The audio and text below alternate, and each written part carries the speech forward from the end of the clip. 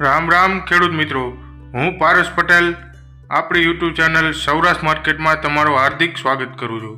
તો ખેડૂત મિત્રો, આ વિડીયોમાં આપણે જાણીશું ગોંડલ માર્કેટના આજના ભાવ શું રહ્યા.